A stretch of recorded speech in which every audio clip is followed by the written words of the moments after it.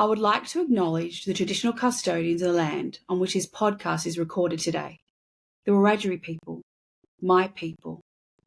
I'd like to take this time to acknowledge our elders, past, those that watch over, guide and protect us, present, those that walk beside us, nurture and teach us the way, and future, the young ones that will succeed us into the future. I would like to acknowledge our continued connection to the lands, the waterways, and the skies, our animals, plants, and fauna. I would like to acknowledge our history. In story, song, and dance, we continue to share these stories. I would like to acknowledge each and every one of you. And I'd like to acknowledge the lands on which you tune into today, where you sit, where you live, where you work, and where you play, and how important it is for us to acknowledge where we are at this very moment. Mandangu, thank you.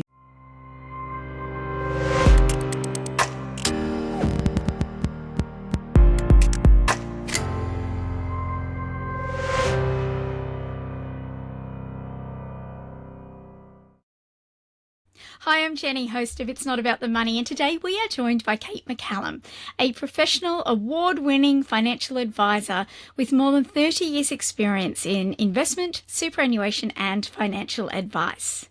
Kate is also a financial storyteller, an author, writer, conference speaker and an expert voice in the media when it comes to money.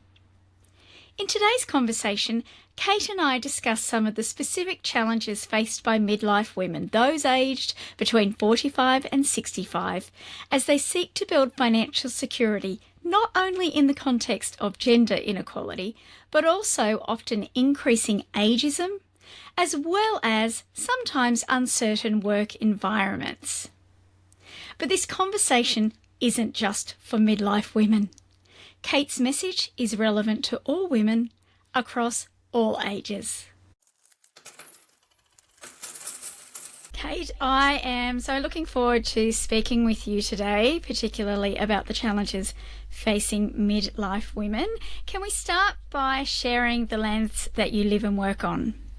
I live and work on the beautiful Darkinjung lands, which is on the central coast of New South Wales. And can you please tell us a little bit about yourself and the work that you do? This is always a hard one. I have a broad range of interests and things that I'm involved with, but I like to describe myself as a financial advisor first and a storyteller.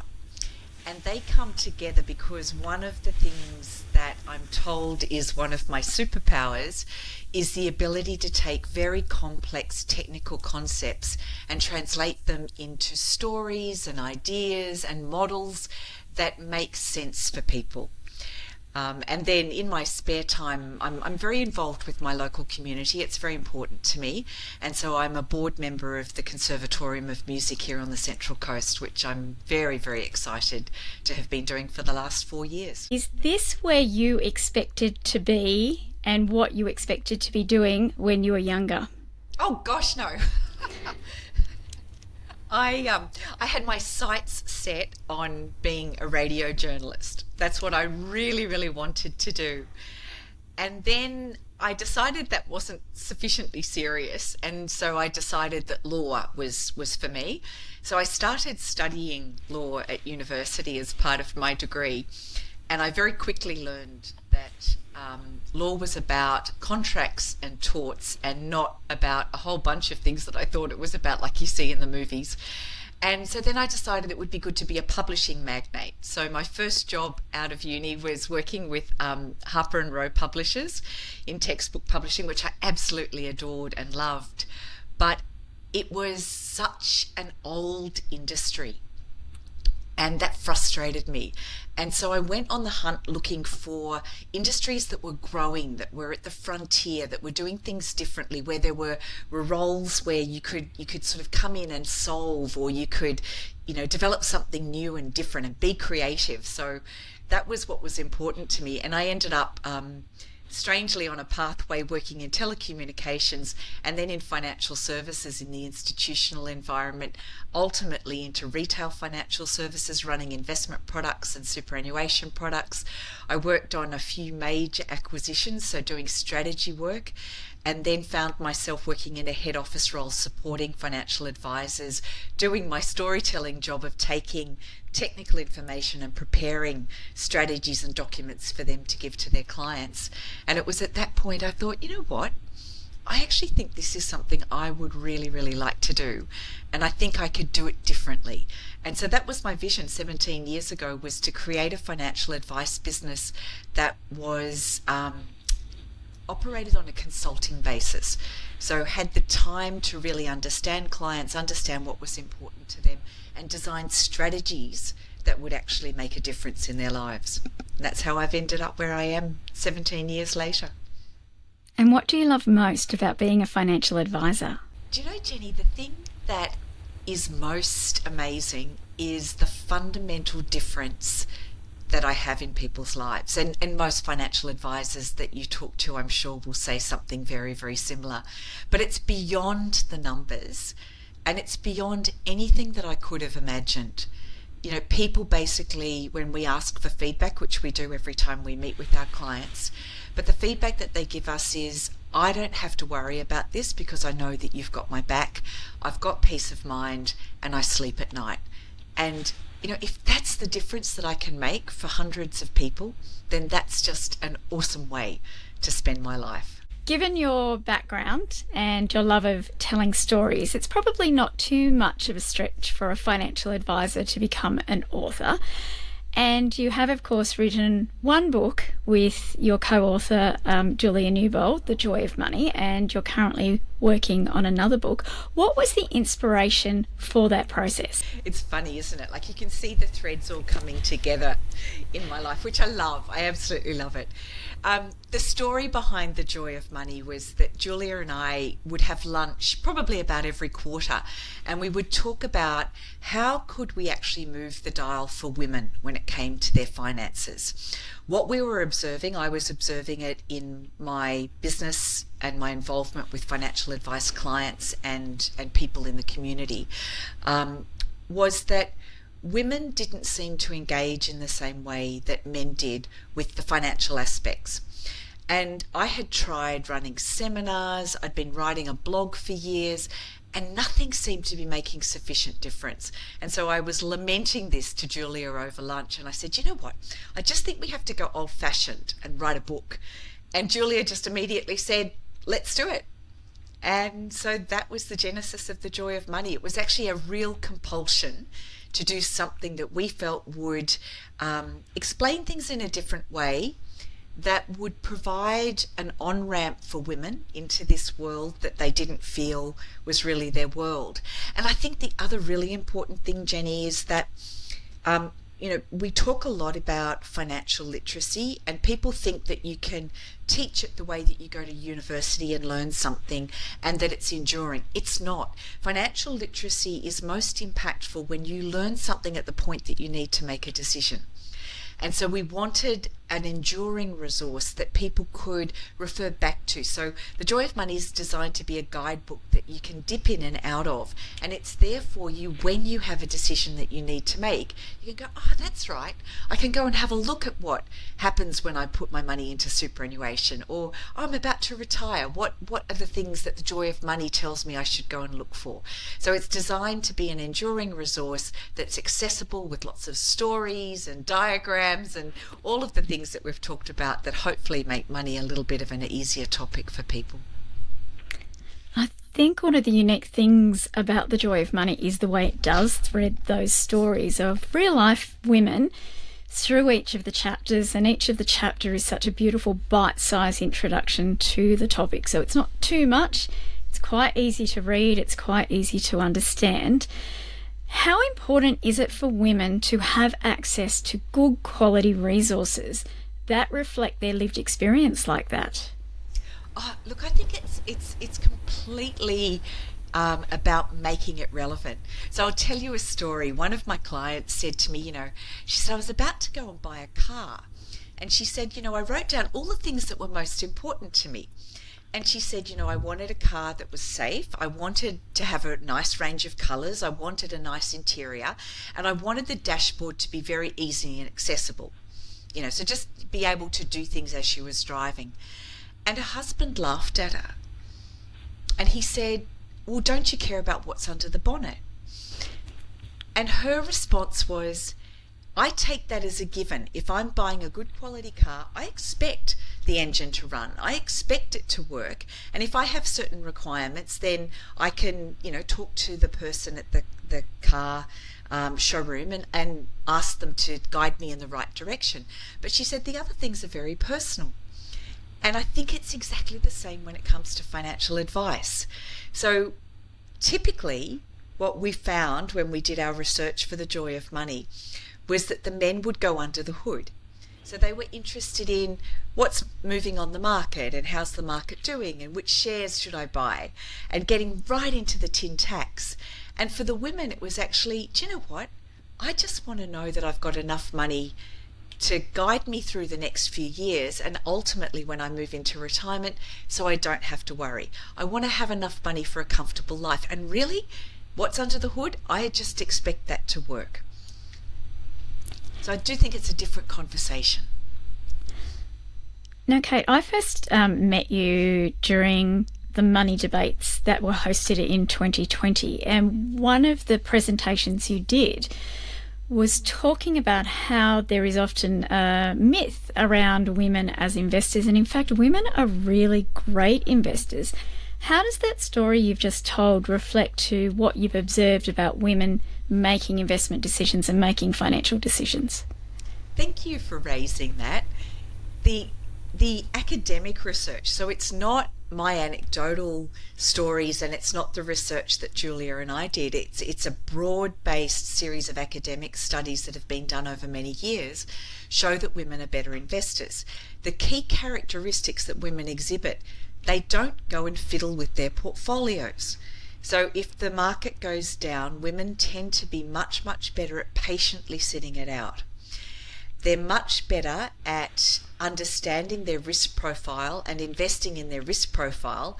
So then if things do go south for a period of time, they're less likely to be buffeted by that. And the other thing? They're not chasing the latest, greatest, shiny thing. They're actually looking for good, sensible investments. And I think those three characteristics have made women very, very good investors. And so women actually underestimate this incredible superpower that they have, which is they have the ability, as the famous Paul Samuelson says about investing, that investing shouldn't be like going to the casino. It should be as interesting as watching paint dry. And if you want the excitement of the casino, then go there and do a little bit of gambling, but don't get it from your investments. And women are very, very good at exactly that.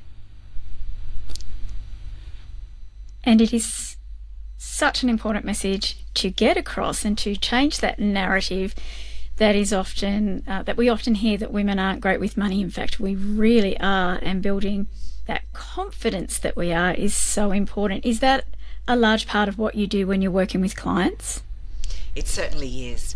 I've had situations where the husband will come in and he'll go through and, grill me on all of our evidence-based approach to investing. All good, says, I'm very happy.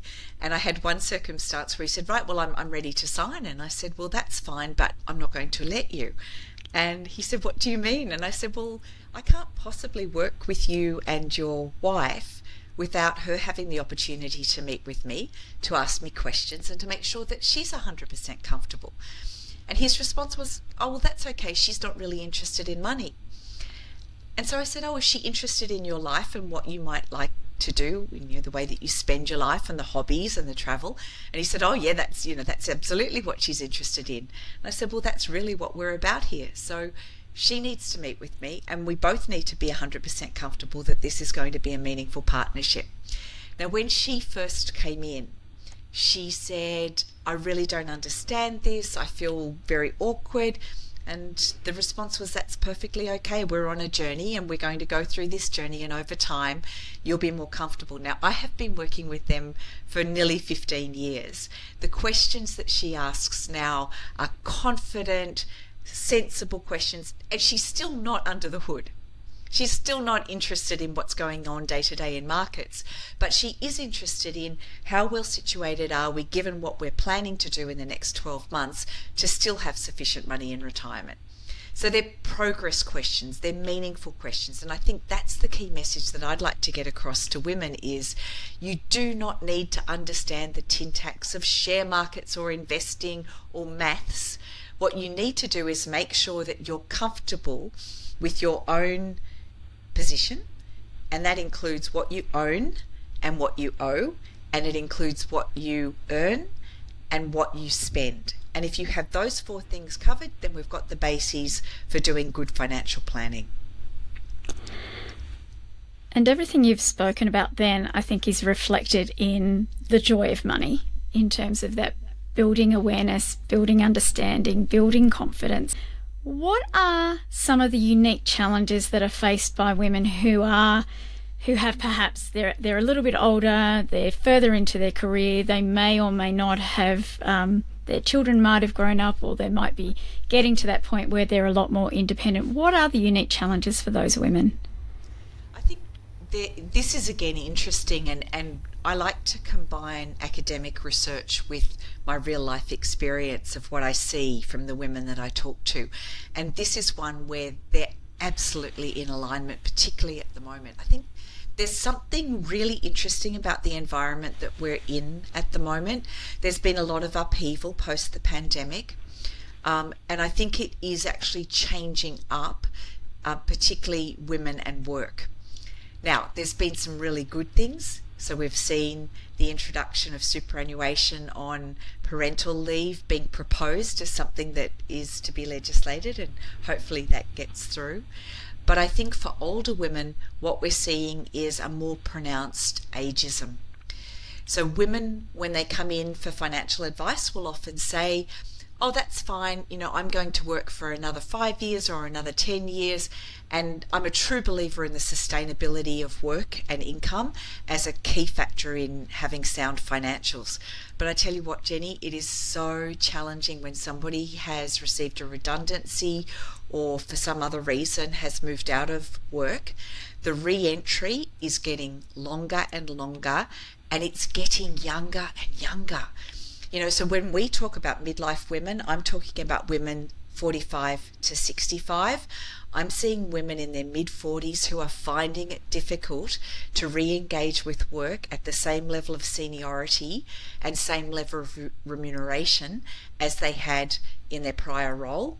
And secondly, women who are then in their 50s and 60s, it's taking longer, but the chances of getting another well-remunerated role are getting fewer and fewer. It's just getting really, really difficult. So I think that one is one that is creating an enormous amount of job stress and financial stress for women of this midlife period. I think the other one is the family dynamics. We sort of have this involvement as parents in our kids through their teenage years. And when they do launch and flourish in their early 20s, it's the most delightful thing to see them go on their way. And I must say, for me personally, it was a delightful thing for my finances because it made an enormous difference to my annual expenditure to have my two boys off independent. But having said that, it also brings some challenges, and it can be a prompter for relationship breakdown. We're seeing increasingly that the birds that have flown the coop are coming back to the nest for periods of time, and that can place unexpected challenges on your finances if that's not something that you had anticipated that you needed to account for. I think the other thing that again comes from the research and we see anecdotally is what I've called the changing self. And this is, a bit of an identity crisis. And I don't want to call it a midlife crisis because I don't think that's what it is, but it's more saying, hold on a moment, I've got this recognition that life is finite. And sometimes at this age, you know, we have friends or family who experience critical illnesses. Some of those critical illnesses are fatal illnesses, and we lose those people from our lives. And we have this reawakening, particularly where work is perhaps more challenging or we're not able to get the work that we want, about who am I and what's my purpose in life and who do I want to be for me. And I think that's a really, really big transition. So that's probably my third one. And then the final one is related to all of those, which is just the challenge of having enough resources. And resources is money and time. The conversation around work is so important, isn't it? Particularly given that we know that women are more likely to take breaks, are more likely to work in lower paid industries, are more likely to work on a part-time casual basis. And there has been a lot more discussion of late, which has been great, around the impacts of experiencing menopause and perimenopause on work. Is that something that women need to think about more as they're thinking ahead and organising their financial planning? I think we do. We all do, men and women. We all need to think about health, and that comes with mental health as well as physical health, and menopause obviously is a very specific thing for women in that mix. I talk a lot to women about making sure that you have good health, good vitality, so that you have the ability for choice and sustainability.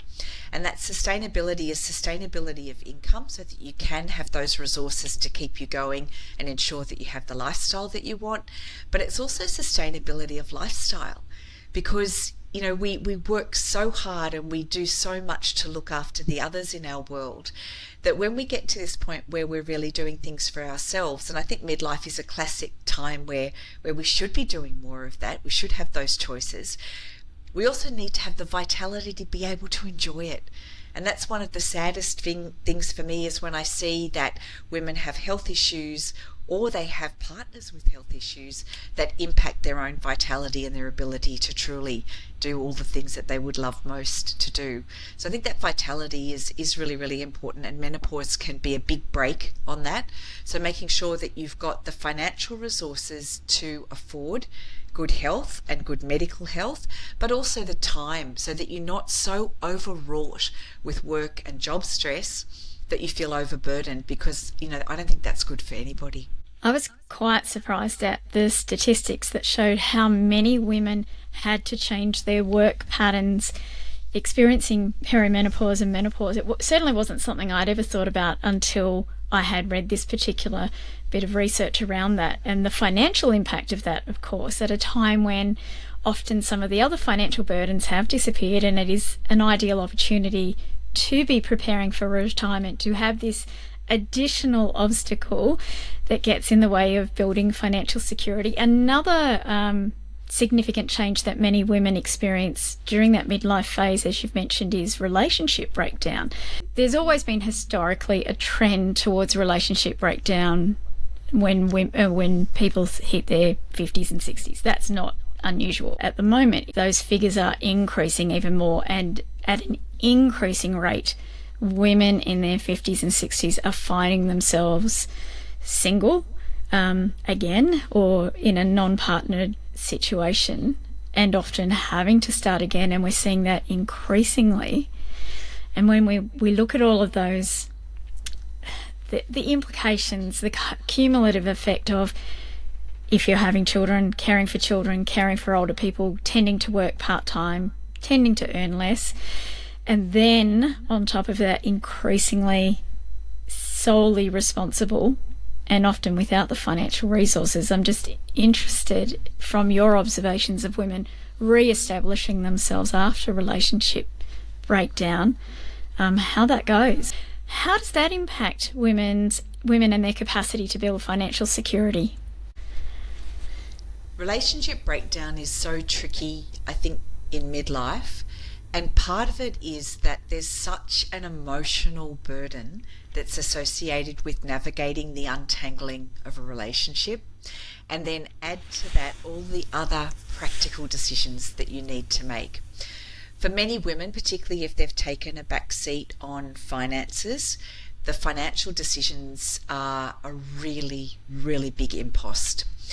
And it's interesting, I was talking to a woman not so long ago, and what she said to me was quite fascinating and quite an interesting insight into what happens.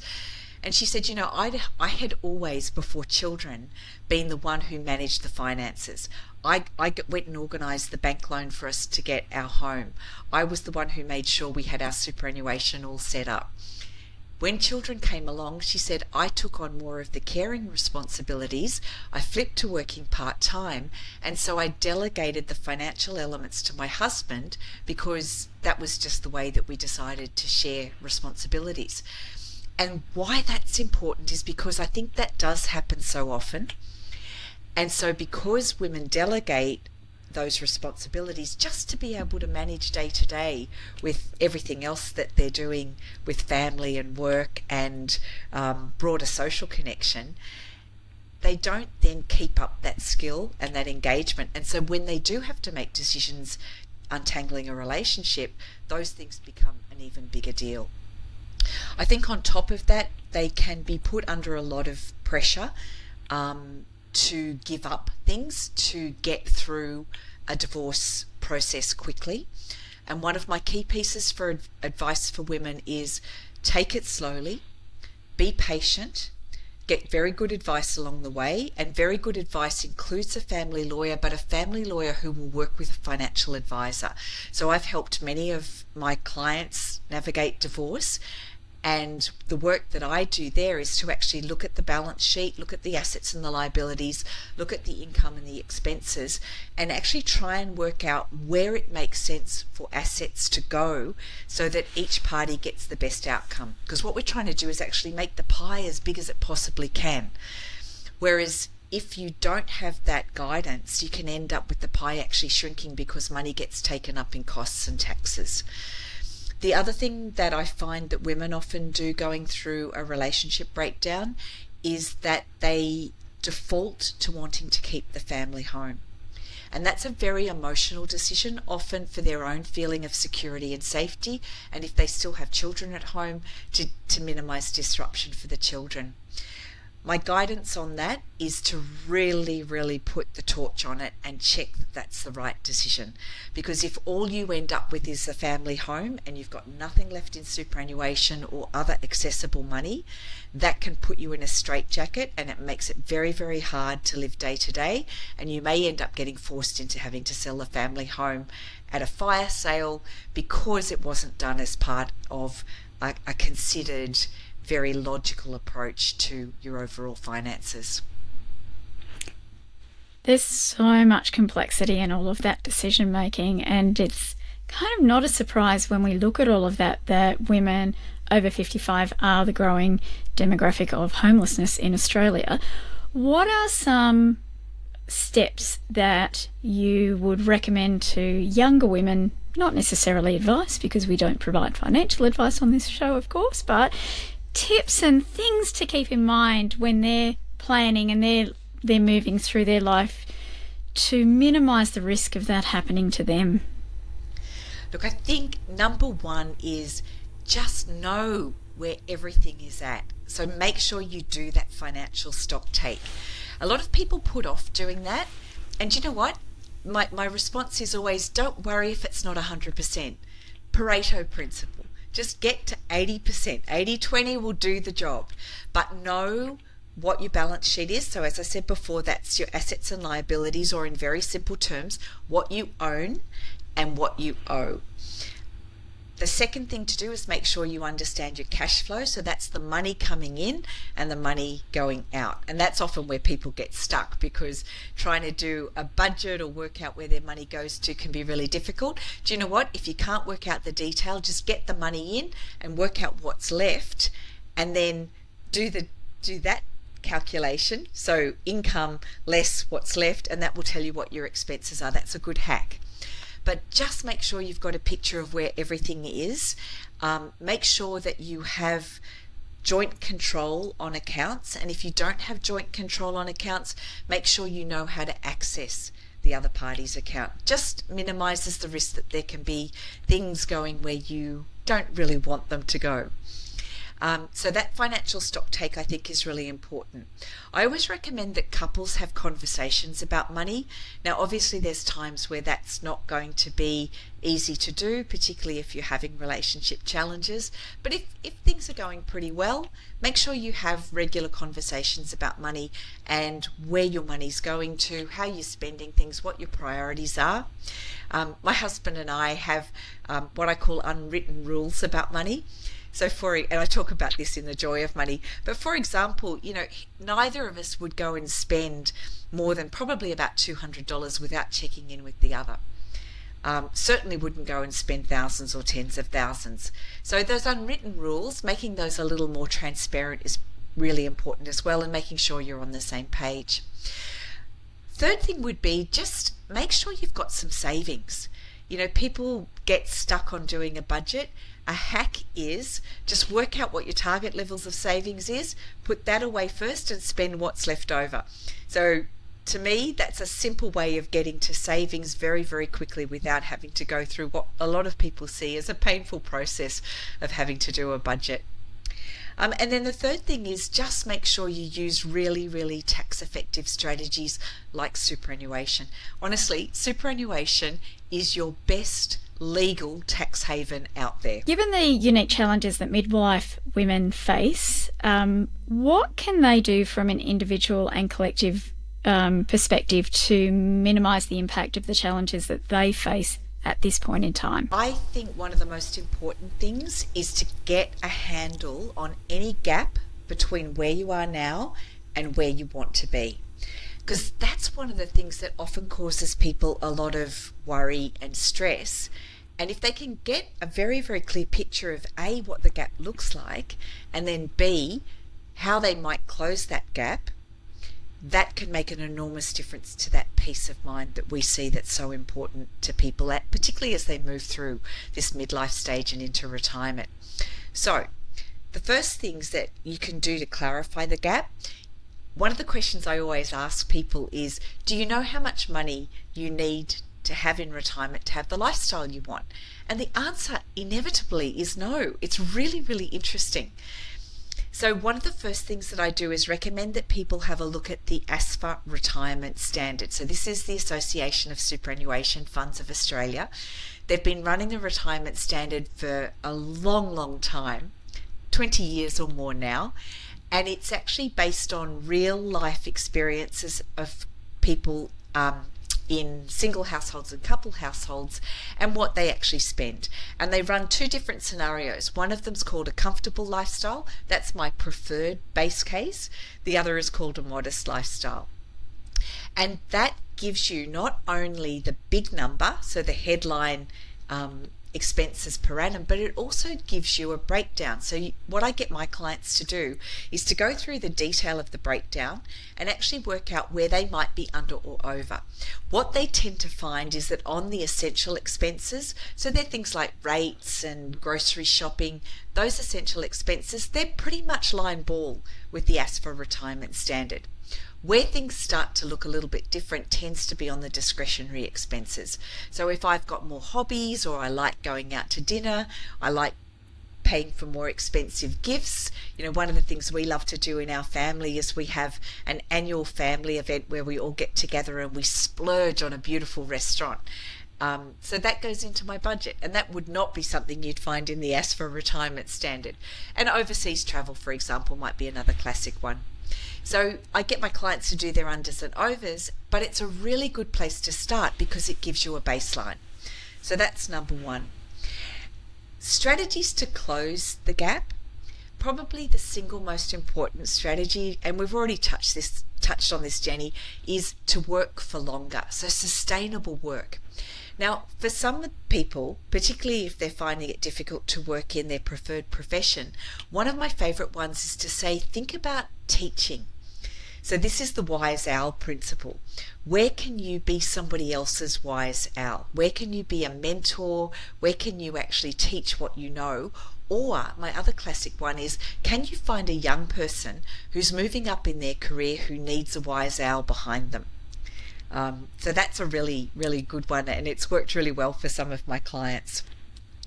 The second thing, which we've already talked about, is be really smart about tax, and superannuation and account-based pensions are just classic strategies, very, very simple strategies to start to make a more cost-effective and tax-based decision-making. Third one is control costs. So this is about directing every dollar to something that you value. So I know Lacey, who you and I are both good friends with. Lacey often talks about the fact that she doesn't actually have a budget, that she does a cash flow plan at the beginning of the year. And I do exactly the same thing. But the reason I can do that is because I've become really conscious about my spending. And so every time I'm about to spend, I think, is this the best use of that dollar? And you know what? Again, 9 times out of 10, I'll go, no, I don't think so. Or no, now's not the right time. Or actually, I can wait until that's on a super sale and I'll buy it for a better price. Or I'll look for substitutes. So in our family, we love going to the library. We head to the library with our granddaughter, and so we're building that muscle even in her of when you want a new book, you can go to the library, because I'm a huge book lover. So using online resources and library resources, so there's lots of substitutes out there. If you're in a position where most of your assets is in your home, there's some fabulous tools around accessing home equity. And for anybody who is of pension age, there's some fabulous benefits that the government actually now extends for people of pension age who are eligible for the age pension. So that's a really good one to look into. My final one is make sure that you put your own oxygen mask on first. Too many times I see well-meaning clients wanting to help their kids out, and it's such an emotional pull. I know, I feel it all the time. But do you know what? If you're not in the very best financial position, and if you don't have your finances sorted, you're not in a position to help your kids. And you certainly don't want to be, in 20 years' time asking them for money to support you because you didn't have things in place. Yeah, that's a hard thing to balance, isn't it? But it's bringing that conscious approach to spending. That's something that we do in our home and have done since our kids were little, and putting it in terms of, now that the 2 eldest ones have jobs, how much time have you spent earning that money that you think you want to spend on this particular thing? And one of my kids has got that down pat. The other one we're still working on. I'd like to circle back to the ASFA retirement standard, because one of the assumptions underlying those measures of what requires a modest lifestyle and a comfortable lifestyle is the assumption of owning your own home. Now, if you don't own your own home, obviously that's going to present some more challenges. Do you have any tips in that space, or things that women, and if they're partnered, they're in relationships, that they should think about in terms of helping to secure their financial future, particularly for women, because we live longer in retirement? What happens if you don't have that home or have that ownership as a support, as a base for your retirement?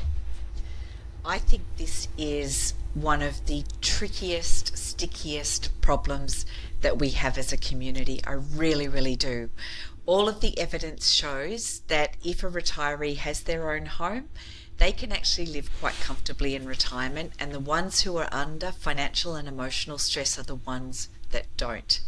So, my message to younger people, younger women, make sure you do everything that you can to save sufficient money to buy yourself a home. If you are in that untenable position where you don't have a home and you have the uncertainty that comes with that, then there's a few options. They're not great, but at least they're options. One is to look at areas where you can afford a home, so you may need to actually move. Now, that has some challenges in terms of social connectedness. My guidance there is you've just got to find other ways to be connected socially, and you've got to really make an effort to build new relationships in the area that you move to. Second thing is to look at shared housing, and we're starting to see some really innovative models that look more like student housing, where you might have a room with a sitting room, but you share some of the core facilities like a kitchen and a laundry and maybe even a bathroom. And so those sorts of housing arrangements are starting to develop, and I think they make a lot of sense for women of a certain age, and particularly because they come with social connection as well. The third thing is, if you're looking at moving ultimately into retirement care, then look at a place that has a pathway.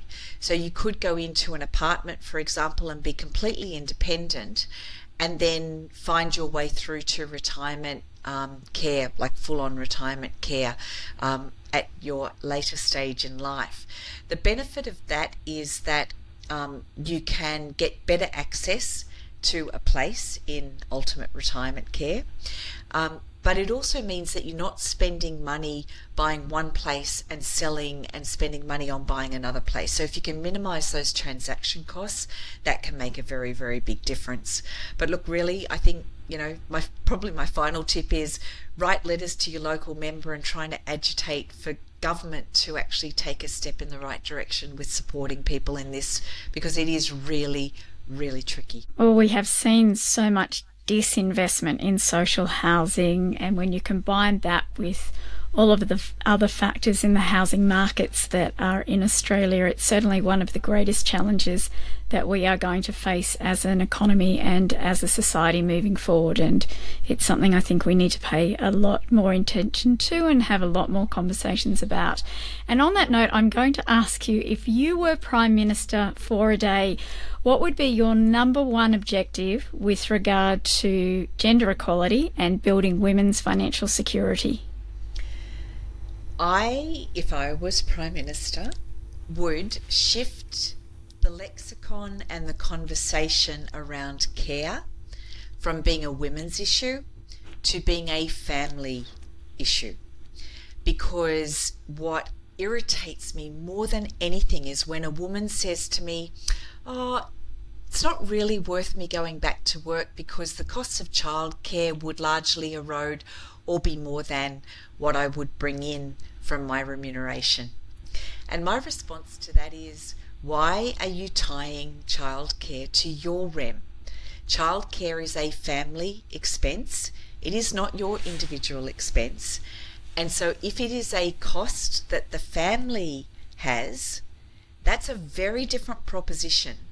And the benefits of going to work are around maintaining your skill level, your experience, your certainty around financial income, your independence, your social connectedness, and long-term sustainability of work. And this whole conversation around women taking time out of the workforce for caring, whether it's children or aging parents or aging parents-in-law, this all undermines that sustainability of work and our long-term financial independence and puts us in a corner when it comes to relationship breakdown.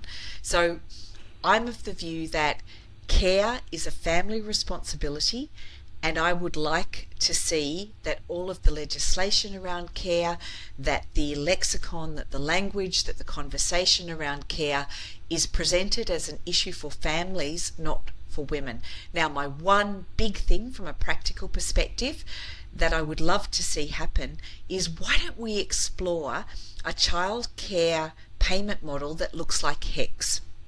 So if you are somebody who doesn't earn a particularly large income, then you could have access to childcare like people did in COVID, that is either very, very low cost or no cost, that supports you staying in the workforce. And you only pay childcare fees when your income levels hit a certain threshold. Childcare is absolutely such a tricky issue. It's been great to see the work that organisations like the Parenthood have been doing in this space. But again, like homelessness, it's such an important conversation to have, because it goes to that very core of gender equality. And as you said, that caring model where the load is disproportionately carried by women definitely needs to be readdressed, because it is a family and a societal issue. And until we address that, we're not going to have gender equality. Can I ask you some of the women who have inspired you and why have they done so? I'll stay close to home to start. I come from a long line of female movers and shakers. They're not names that you would know, but they are women who have made a difference in their community at a grassroots level, and they have actually changed other people's lives. They're smart, they're savvy. They range from my great-grandmother, who was a blue stocking and who marched for women to get the right to vote, to my grandmother, who I would go and sew with. She taught me to sew, and she was primarily a homemaker, but she would sit and talk to me about politics, and she would talk to me about leading women, and she would talk to me about money. And she was one person who said to me, a woman needs her own money. So she was a huge inspiration. And then from a career perspective, I had the most amazing woman come into my world when I was going through a very challenging time. It was when one of the businesses that I was working through was undertaking a series of acquisitions. And so roles were redundant, people were getting moved around, not necessarily into roles that they needed, and there was a disparity in my remuneration and my peer on the other side of the table. And this woman stepped in. She negotiated for my rem to be increased, and I can tell you it was a significant step up.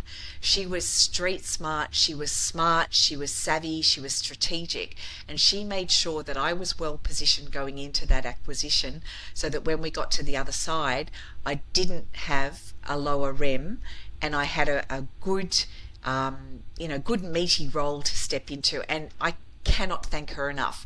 And I have carried that banner forward, and I have done that for other people, but particularly women who I've noticed have been underrepresented in senior roles or not paid sufficient rem. And I just think the more that as women and men we take that lead and make a difference at a grassroots level, that's something that I found inspirational, and I certainly hope that I can be an inspiration in my time on this planet. I think those stories highlight just how important and wonderful it is when women are championing other women. And I think that does happen a lot. It happens a lot more than we sometimes acknowledge or see. And I love also that story of your grandmother and your mother, because I think sometimes as women we underestimate the impact that we have on a daily basis. And it is so important, those conversations and the modelling that we provide as well as receive can make a massive difference in people's lives, can't it? Certainly can. And I think the other thing that strikes me is that the skills and the qualities that women have traditionally had ascribed to them, and I heard them described as real skills the other day rather than soft skills, and I thought that is beautiful.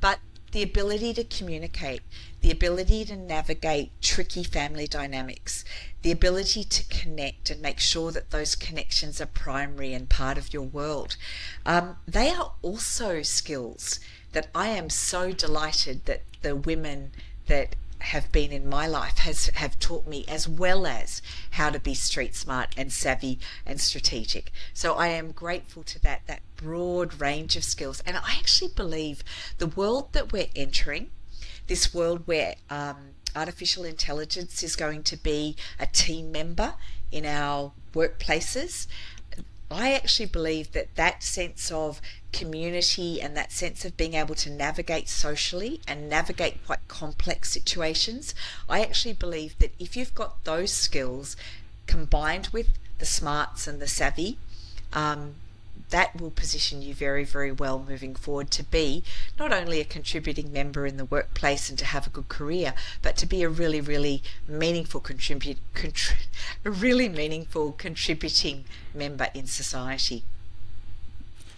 I think that role of connection that women have traditionally played has been so undervalued, as has much of women's work. And a friend shared recently about how one of her former employers had told her that she was too kind and too empathetic to be a real leader and make the tough decisions. And she stuck to her guns. She is a leader. She's just also a kind, caring, empathetic and compassionate leader, which in many ways I think makes her a much stronger leader than just being brutal and tough. I think she makes very good decisions, but in a context of kindness and compassion. And to me, that's genuine leadership. And I think that it often isn't valued the way that it should be. And I think that leads really full circle back into this money conversation. So I always talk to people about money is about making good decisions from head and heart. And I think great leadership is from head and heart. But great decisions, they're never just entirely black and white rational decisions. It's about melding what is it that is my passion and that drives me and that's my priority, and then how do I actually get the head stuff, the financial stuff, how do I get that in place to support what's actually most meaningful for me? Which is a beautiful segue into my next question, which is for those people who are listening, what are your go-to resources that you would recommend? So one of my favourite resources is podcasts.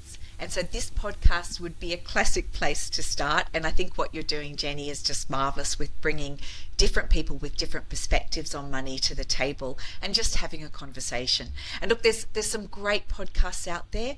And what I would suggest to people is that they just look for things that resonate with them, and anything to do with psychology of money or practical tips about money, and just listen to different things and you'll synthesize some ideas out of different perspectives. The second one, and this is one of my favourite broader community things to do, I do a show on ABC Radio on Sunday mornings in Melbourne with Lisa Leong, and the money show is just one of my favourite things because it's talkback, so it's real people phoning in.